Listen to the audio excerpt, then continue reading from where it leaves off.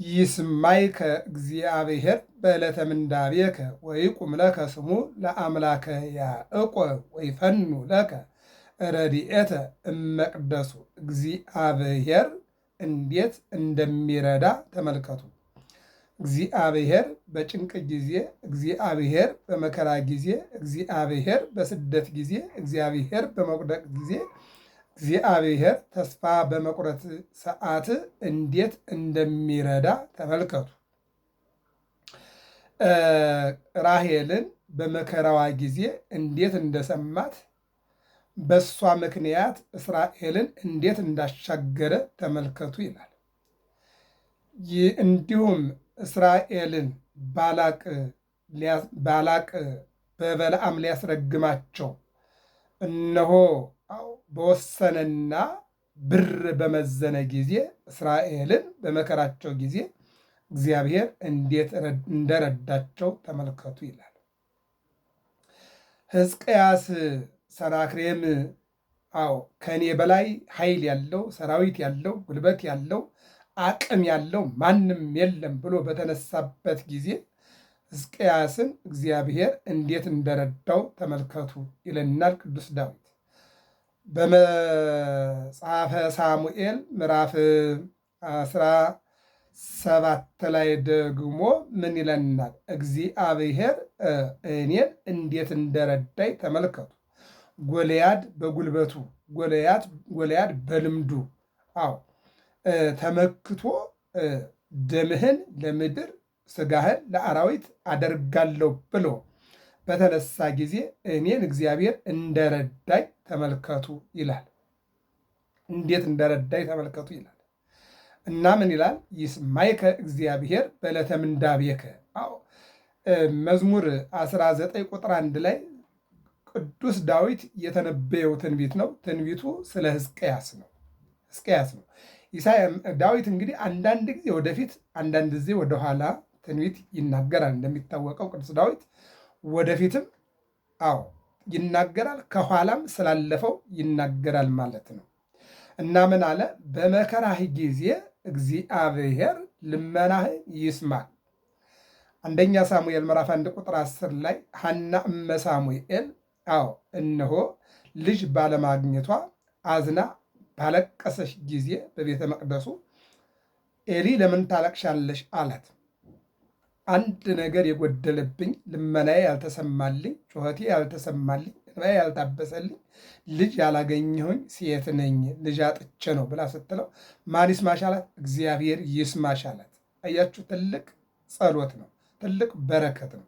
እግዚአብሔር ይስማሽ አላት። ያውም በካህን አንደበት ማለት ነው። ያውም በታላቅ አባት በአረጋዊ አባት በካህን አንደበት እግዚአብሔር ይስማሽ አላት። እግዚአብሔር ሰማት፣ ልጅ አገኘች፣ ሳሙኤል አለችው። አሁን ስለ ሕዝቅያስ ተናግሮታል ይላል። ምን ብሎ? እግዚአብሔር እነሆ ጸሎቱን ሰማው፣ እንባውን አየ፣ ተመለከተ፣ መከራውን አራቀለት ይላል። ስለ ራሱም ተናግሮታል ይላል። እግዚአብሔር ልመናህን ይስማህ ብሎ የተናገረው እግዚአብሔር ደግሞ ልበ አምላክ ዳዊትን ምን ብሎት ነበረ? ሰምቶት ነበረ። ያው በሶስት ነገር እግዚአብሔርን በደለ፣ መከራ መጣበት። አያችሁ፣ ሰው መከራን በራሱ ጎትቶ ያመጣልና አንደኛው ከሰራዊቱ ጋራ መሆን የሚገባውን ማድረግ የሚገባውን አብሮ በቦታው ላይ ተገኝቶ ማጽናናት፣ አይዟችሁ እግዚአብሔር አለ ይረዳናል፣ እግዚአብሔር ኃይል የእግዚአብሔር ነው፣ እግዚአብሔር ከኛ ጋራ ነው ብሎ ሰራዊቱን ማጽናናት ሲችል፣ ነገር ግን ከነሱ ተለይቶ በመቅረቱ እግዚአብሔር አዝኗል። ሁለተኛ በሰገነት ሆኖ ቤርሳቤህን አይቶ ከእሷ ጋር ባደረገው የዝሙት ጉዞ መንገድ ስራ እግዚአብሔር አዝኗል። ሶስተኛ እነሆ የቤርሳቤህን ባሏን ኦርዮን በጦርነት ሜዳ በማስገደሉ እግዚአብሔር አዝኗል። በዚህ የተነሳ ዳዊት መከራን ስቦ ጎትቶ አመጣ። ናታን መጣና ዳዊት በነገሰባት ከተማ ድሃ ተበድሏል፣ ፍርድ ጎሏል ሲለው ምንድን ነው አለ። 100 በጎች ያሉት አንድ ሀብታም አለ፣ አንዲት በግ ያለችው አንድ ድሃ አለ። ባለ 100 በጉ ባለጸጋው ሀብታሙ እንግዳ መጣበት። ከመቶዎቹ አንዷን ላለማጉደል እነሆ አንድ ብቻ ያለችውን የድሃውን በግ አርዶ እንግዳ ሸኘበት። በዚህ እግዚአብሔር አዝኗል አለ፣ እጥፍ ይመልስ አለ። ያ ሰው አንተ ነህ አለው። 100 በጎች የአንተ ሚስቶች ናቸው፣ አንዲት በግ የኦርዮ ሚስት ናት። እነሆ ሚስቱን ቀማኸው፣ አስረገዝክ፣ እንደገና ደግሞ እሱን አስገደልከው። ይህን እግዚአብሔር አይቷል አለ። አሁን ዳዊት ስሜቱን ባለመቆጣጠሩ እነሆ ያለኝ ይበቃኛል ባለማለቱ ሕገ እግዚአብሔርን ትእዛዘ እግዚአብሔርን በማፍረሱ አትግደል ያለውን በማስገደሉ ወንድምህን አትጋፋ ይልቁንም የወንድምህን ሚስት አትቀማ የሚለውን ሕግ በመሻሩ እግዚአብሔር አዘነ፣ መከራ መጣበት። በዚህን ጊዜ ነው እንግዲህ ምን አለ?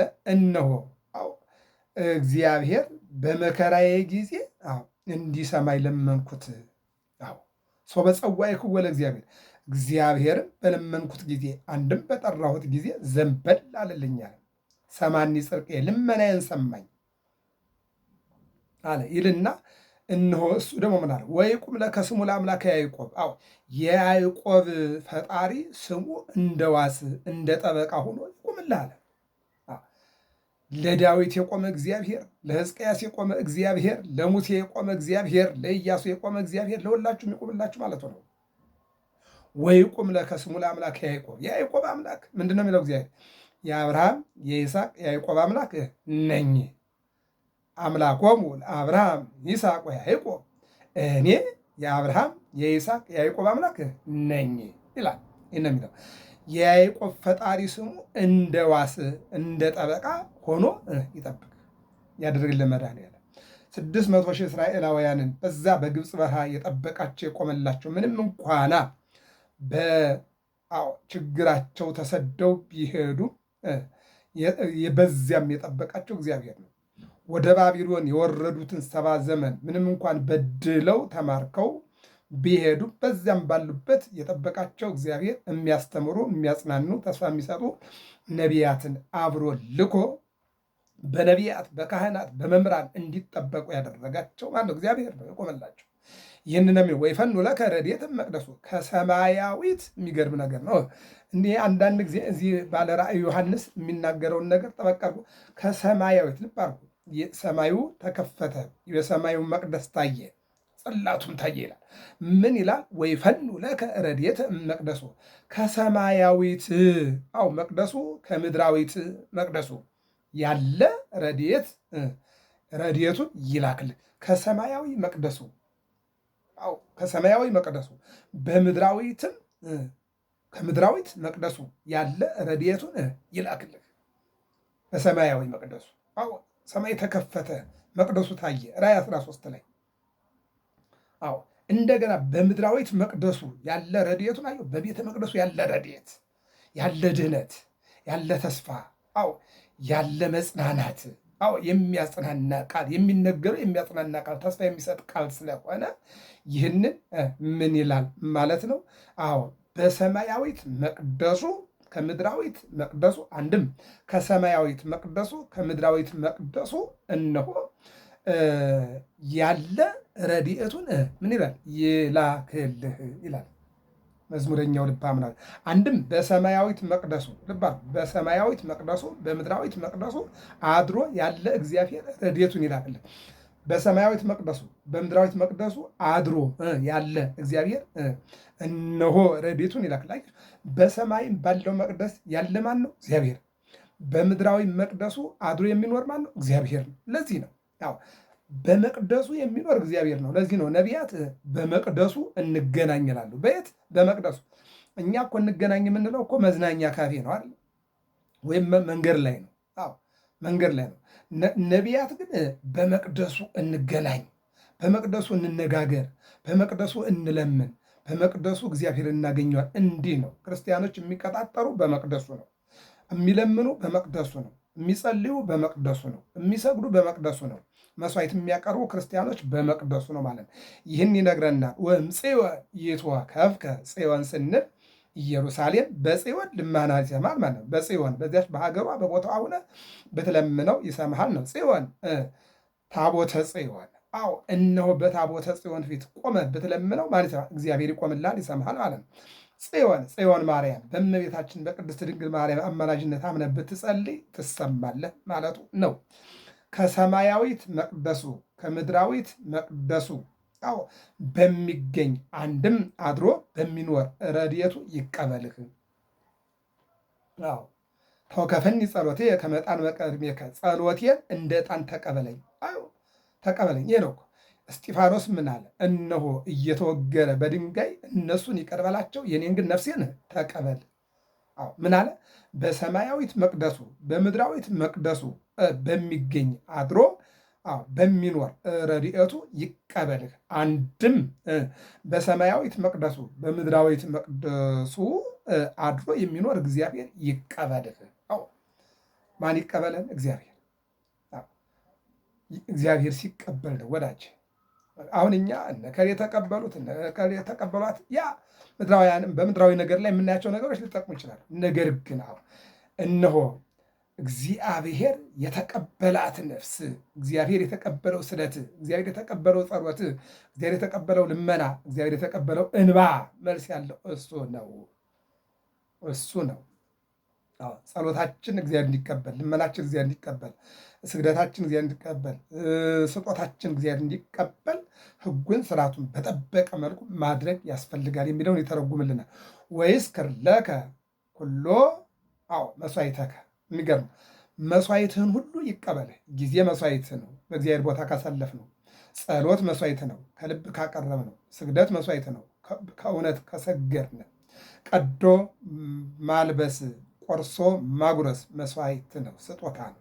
እግዚአብሔርን ተመልክቶ ነውና መስዋዕትን ይቀበል። የጊዜ መስዋዕት፣ የስጦታ መስዋዕት፣ የእውቀት መስዋዕት ይህንን ይናገራል።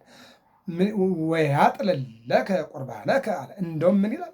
ወያጥልለከ ወያጥልለከ ቁርባነከ ምንድን ነው? መስዋዕትህን ወዶ ይቀበልልህ። አይተነዋል አይደለም? የቃየልን መስዋዕት አልወደድኩም፣ የአቤልን መስዋዕት ወደድኩ። የቃየልን መስዋዕት አልቀበልም፣ የአቤልን መስዋዕት እቀበላለሁ አለቀ። የቃየልን መስዋዕት አልተቀበልኩም፣ የአቤልን መስዋዕት ግን ተቀብያለሁ። የቃየልን መስዋዕት አልወደድኩም፣ የአቤልን መስዋዕት ወድጃለሁ ይላል። እግዚአብሔር መስዋዕትህን ይቀበልልህ፣ መስዋዕትህን ሁሉ ይቀበልልህ። ወይስክር ለከ ኩሎ መስዋዕተከ፣ መስዋዕትህን ሁሉ ይቀበልልህ። ማን? እግዚአብሔር። ይህን ይልና ወያጥልለከ አለ። መስዋዕትህን ወዶ ይቀበልልህ። ያጥልል ወዶ ወያጥልለክ፣ መስዋዕትህን ወዶ እግዚአብሔር ይቀበልልህ ይልና ወርቅ ብር ከሰጠ እሸት ስጋ የሰጠ ይወዳልና ጸሎቱ ለጻድቅ ያጠልሎ ለምሷ። እንዴት ጸሎቱ ለጻድቅ ያጠልሎ ለምሷ? የእውነተኛው ጻድቅ ጸሎት መስዋዕትን ወደ እግዚአብሔር እንዲቀርብ ያደርጋለን። ምንድን ነው ያለው? መስዋዕትን ባቀርብልህ አልወደድህም አለ። መስዋዕተኒ ዘበንተ ኃጢአት ይሰመርከ፣ መስዋዕትን ከኃጢአት የተነሳ አልወደድክም አለ። ስጋ ከአንጽህሊተ፣ ስጋህን እነሆ አንጻልኝ። መስዋዕተ ዘበንተ ኃጢአት ይሰመርከ፣ መስዋዕትን ከኃጢአት የተነሳ አልወደድክም። ይሄ ነው። እግዚአብሔር ከመስዋዕት ይልቅ ምንም ምሕረትን ይወዳል። ምሕረት ሳታደርግ መስዋዕት ብታቀርብ ምን ቁም ነገር አለ?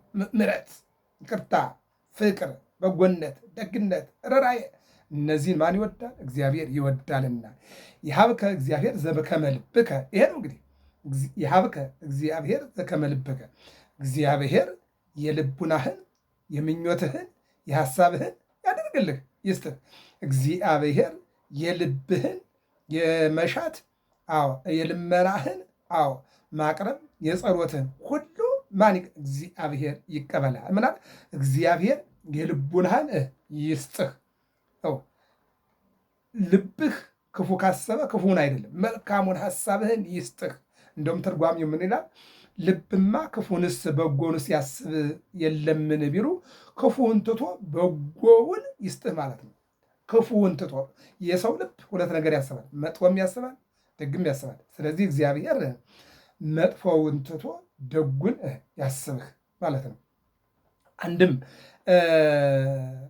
በዚያ ወራት ያለ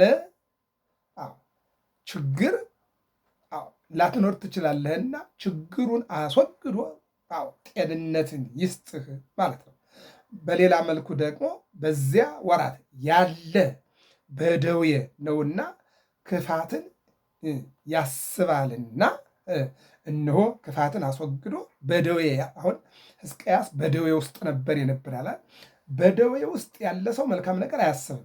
ስለማያስብ እነሆ መጥፎ ሐሳብክንና ክፉ ሐሳብክን ሳይሆን መልካም ሐሳብክን እግዚአብሔር ይቀበልህ ማለት ነው። ለምን እሱ የነበረበት በራሱ ጥፋት ወገቡ ተይዞ ሕማመ ኮሞሽ የሚባል አደገኛ ቁስል ወገብ ቀይዶ የሚጠላው ላይ ይዞት ነበርና በዚያ ውስጥ ስለነበረ የታመመ ሰው የቆጡን የባጡን የውስጡን የውጩን ነው የሚያስበውና አንተ የምታስበውን ሁሉ ሳይሆን እነሆ በጎ ነገር የሆነውን ነገር እግዚአብሔር ይውሰድልህ ማለት ወይ ፈጽም ለከ ኩሎ ስምረተከ እነሆ ምን አለ ወደህ የለመንከው ሁሉ ይፈጽምልህ።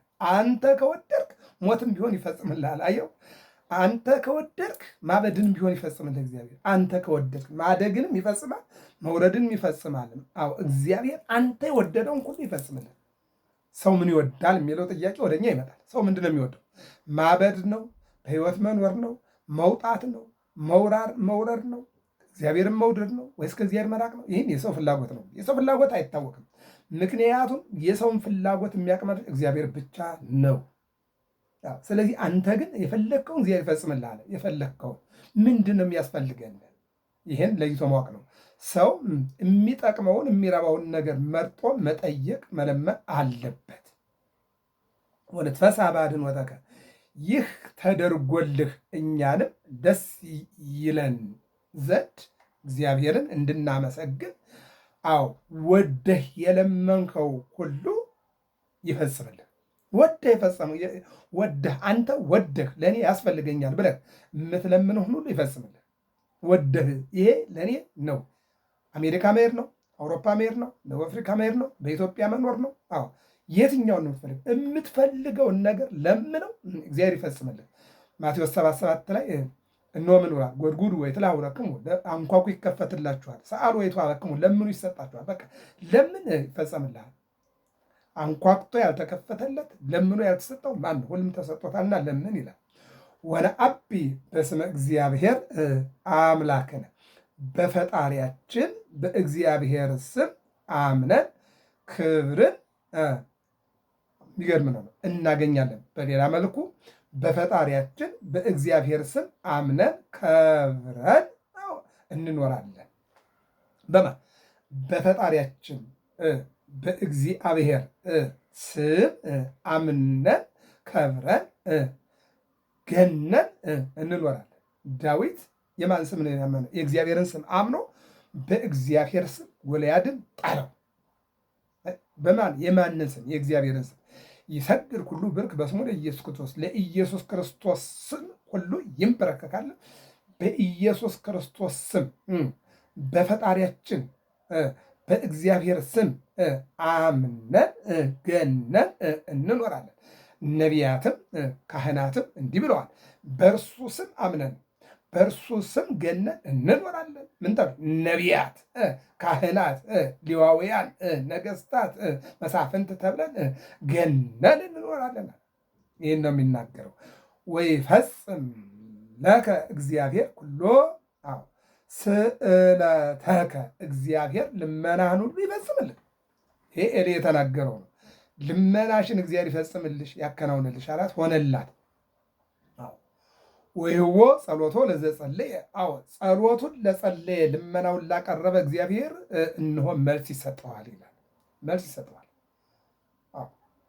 መልስ ሰጠዋል። ወይቦ ጸሎቶ ለጸለየ በእውነት ለጸለየ በእውነት ለለመነ በእውነት ላለቀሰ በእውነት ጥያቄውን ላቀረበ ወይ ሰሞ ጸሎቶ እግዚአብሔር ጸሎቱን ይሰማል።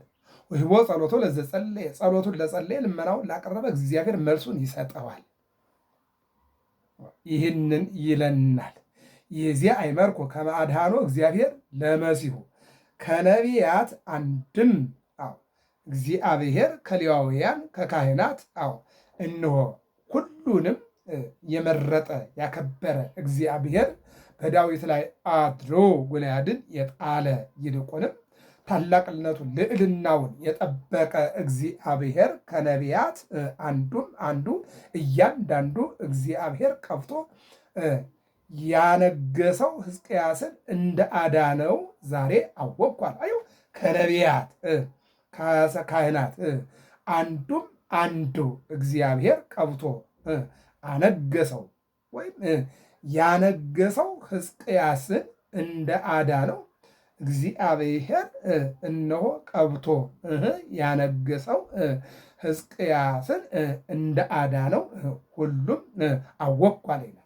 ምንድን ነው እሱ?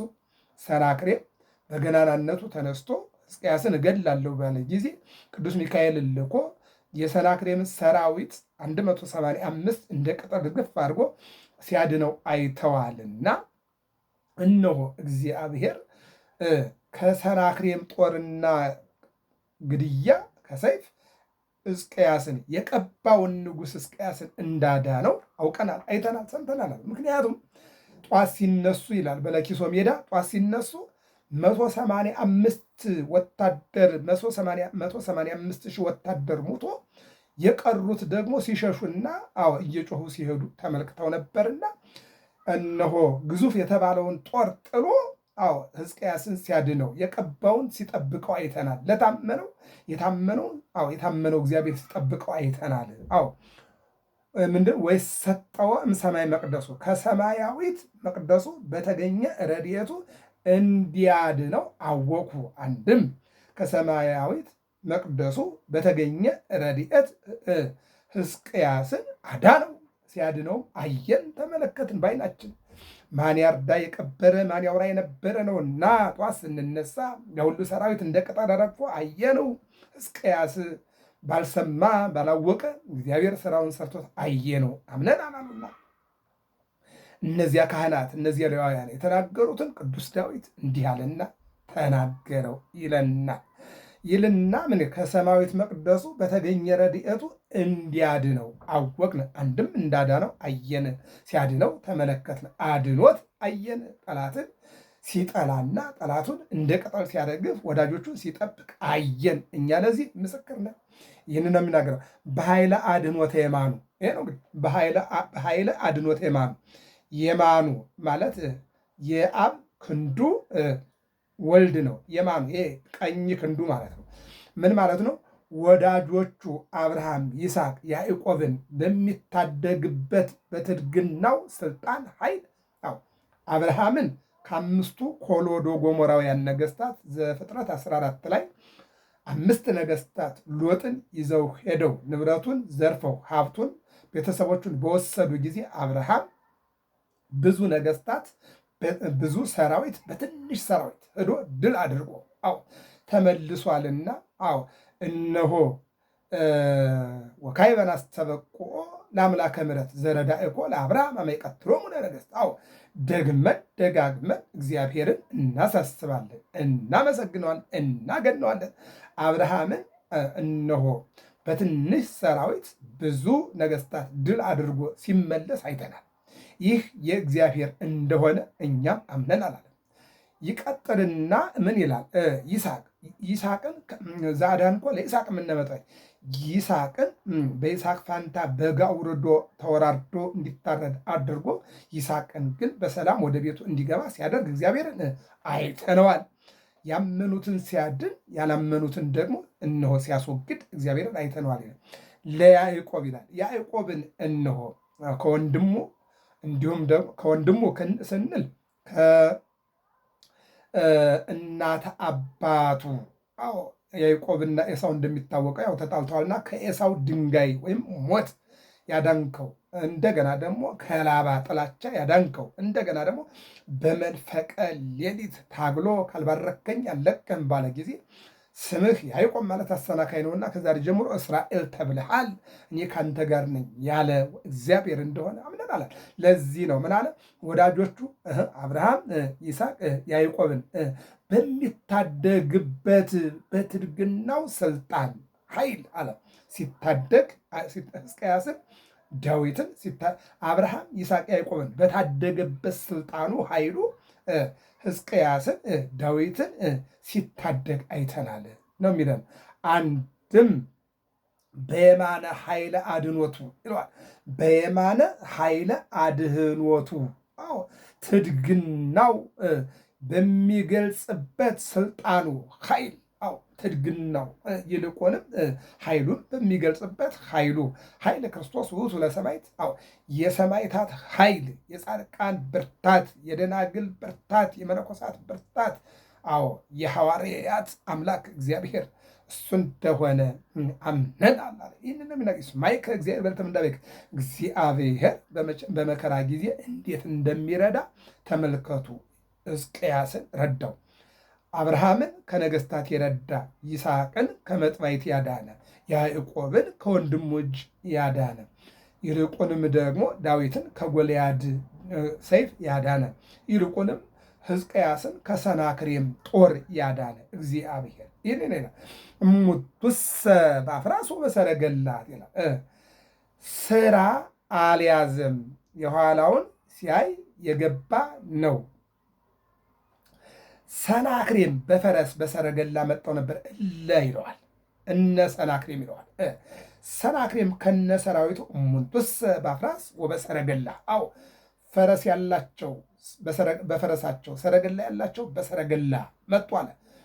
ጦር ያላቸው ጦር ይዘው፣ ሰይፍ ያላቸው ሰይፍ ይዘው፣ ጥሩር ያላቸው ጥሩር ለብሰው እነሱ በሰረገላ ላይ፣ እነሱ በፈረስ ላይ፣ እነሱ በበቅሎ ላይ መጡ አለ። እነማን? እነ ሰናክሬም። እነማን? እነ ጎልያድ። ወንነሰ ነዐቢ በስመ እግዚአብሔር አምላክነ፣ እኛ ግን በፈጣሪያችን በእግዚአብሔር ስም አምነን ከብረን ገነን እንኖራለን። አየው፣ ይህን ነው የሚናገረው።